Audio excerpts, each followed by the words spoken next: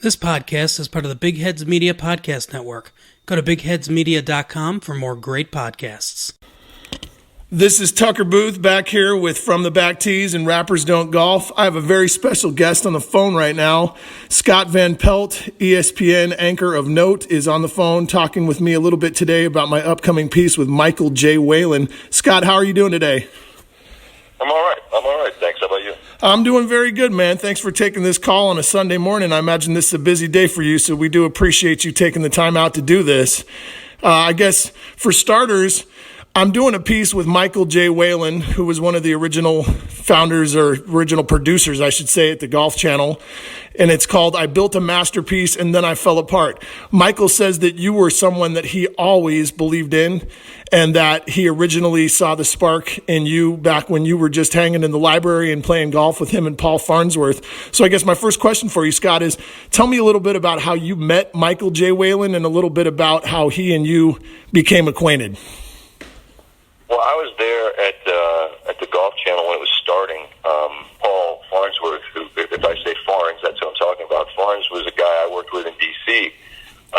When I was an intern there, and when the Golf Channel was just starting, Farns said, "You got to come down here." And I visited, and I didn't have anything going that was really worth staying in D.C. for. And I got down there and I was going to be a behind-the-scenes guy. I was going to do production stuff. I mean, it was a startup. We were putting Wonderful World of Golf on TV, like Chichi Rodriguez from Dorado Beach. Like, that's what it was.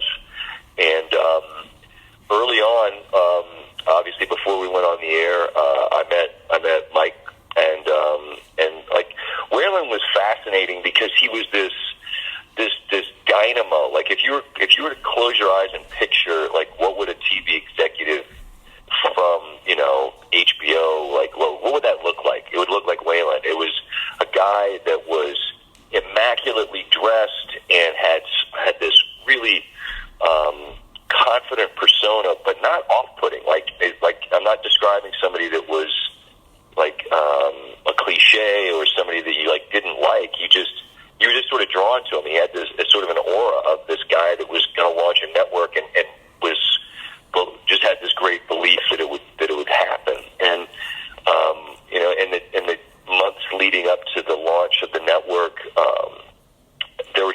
it's hard to describe in a short period of time. I'm not good at that anyway, but there were just a number of these different opportunities where I was around, and they were filming stuff just for the sake of filming it. And I was just kind of this knucklehead that was doing like bad impersonations and doing like these impromptu interviews. And I don't know, I think Farns and Whelan just sort of like, maybe this guy could try this or try that. And it gave me some opportunities to do some things. And, obviously a lot more happened in between, but I ended up getting on the air. I ended up getting on the air in large part because Whelan was like, we should let this guy try it. Hey, Scott, what were some of those early opportunities that they gave you? Could you describe any of those, kind of the ways that you got your break? Sure. Well, the main thing that happened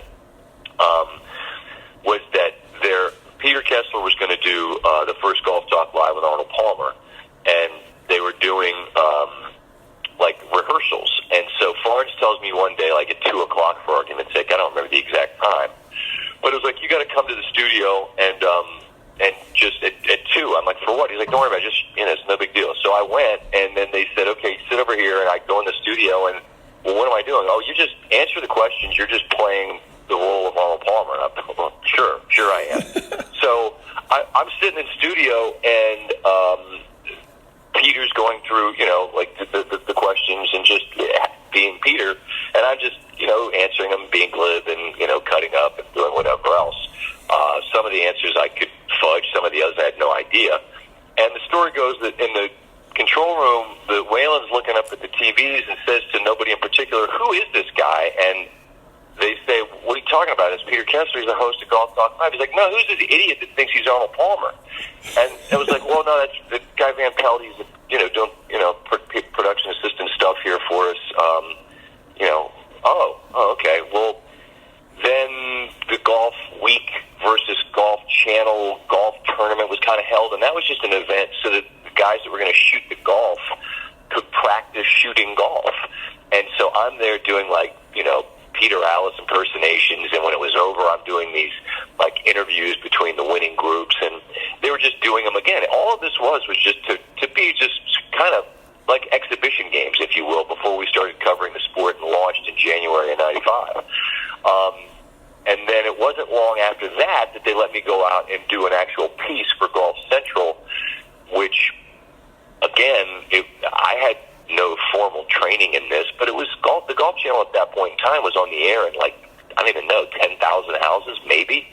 So they could afford to let me try some stuff without any real fear of, if it was terrible, how bad it would be consumed, because there really weren't that many consumers. And then the first event that they sent me to cover as an actual reporter was the '95 NCAA Golf Championships, and that's where I met a freshman from Stanford named Tiger Woods.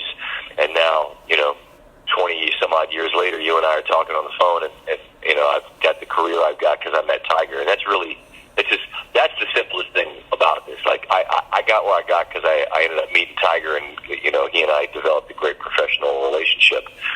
But all of that is because Whelan saw this guy that he saw something in, which I know sounds impossible right now, but that's what happened.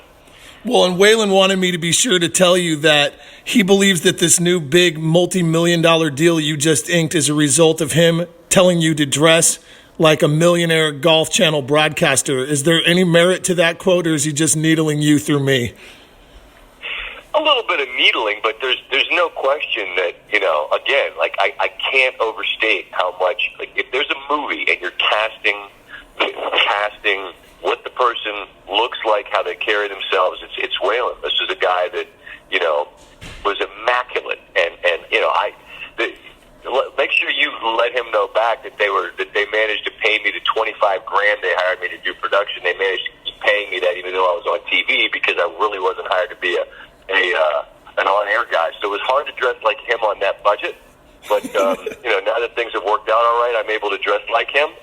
But I mean, look, I have a great fondness for Michael, and I've said this to him privately, and I say it publicly. I'm indebted to him forever, because whatever it was he saw, and whatever it is that they nurtured and allowed me to sort of explore and cultivate and fail. I wasn't any good at it, I'm sure, but over time I became more confident in what I was doing.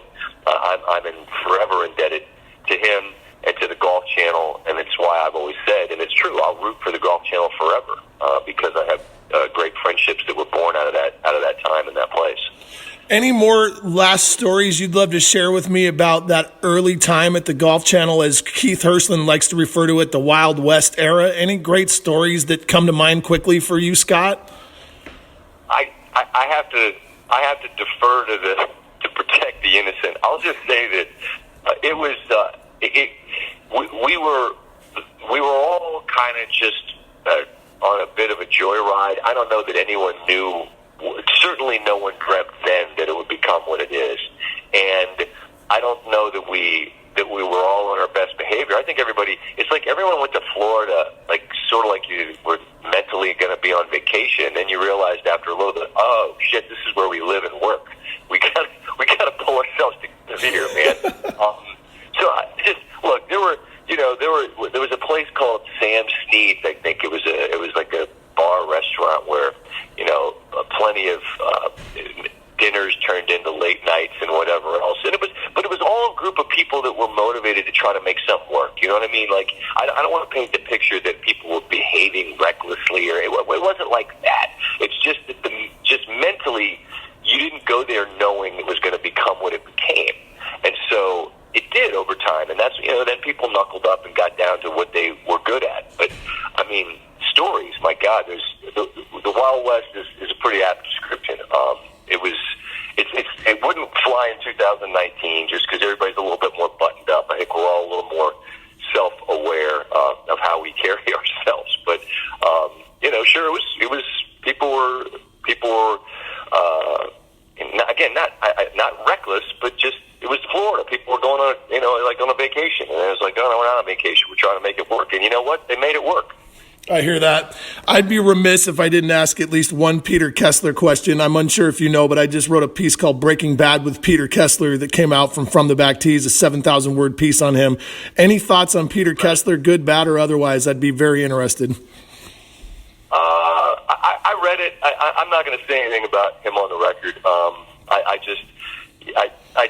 There's nothing to be gained from sharing my recollections of it necessarily. And I've seen his response on Twitter, and I follow how he sort of views himself and whatever. I have nothing to say. About him. Nothing. I got it. Thanks, Scott. I appreciate you even taking that much of the question. I appreciate that. Well, I really appreciate you being on the show today. Any final thoughts on Whelan specifically? I know he's gone through a lot of trials and tribulations after his time at Golf Channel. Any thoughts on any of that or anything else you'd like to share about him before I let you go? Just that I'm indebted to him, to Farnes, to Peter Kessler, to everybody that was there at the time. I'm indebted to everyone there who was part of that time in my life. There were a lot of people there that were kind, who helped. There are people like Michael that I think have rooted from afar and take some sense of ownership and pride in the fact that it worked out all right on my end. And I'll always root for him in the same way. I know he has had some trials and tribulations. I think everybody roots for that. That a final triumphant act for him in whatever capacity he wants it to be. But in describing that the craziness of that place, yeah, it was crazy. But the idea was crazy, so it required a little bit of people taking it to the edge and the limit to make it all work, and it all did because of a lot of really brilliant people. And it's amazing what it's become. So, I'll always root for him and for Farnes and for, so many of the people that were there back in, my God, in 94. It's been a long time. So I hope, as I say, especially for Michael, I hope that whatever that final act of the play is one that has him walking off the stage appropriately. Well, I imagine that it's going to be that way from getting to know him pretty well. It seems like he's doing great. And thank you so much for taking this call, Scott. I really appreciate it. I know this is a busy day. Where you got Kawhi Leonard going? If I knew the answer to that, I'd be in Vegas and we'd all be wealthy. It'll be fun to find out. I thought all year it was Clippers. That's what everybody in the game thought. And then he wins in Toronto. Like, if he stayed there, it wouldn't shock me. If it's the Lakers, that would surprise me, because I don't think that's how he's wired, to want to be part of that group, one of that threesome. But I don't know. Like, I don't know how you can know with Kawhi, because so much is kept so close to the vest. So it would be a guess, whatever I'd say. I'll shrug and say Clippers, just because that's what I've thought all year, but I wouldn't bet one nickel on it. Oh, there you go. I think you've hit it on the head. It's anybody's guess with hours to go. Right on, Scott. Thank you so much for your time, brother. Appreciate it. Yes, indeed. Thank you. All right. Have a good one. Bye-bye.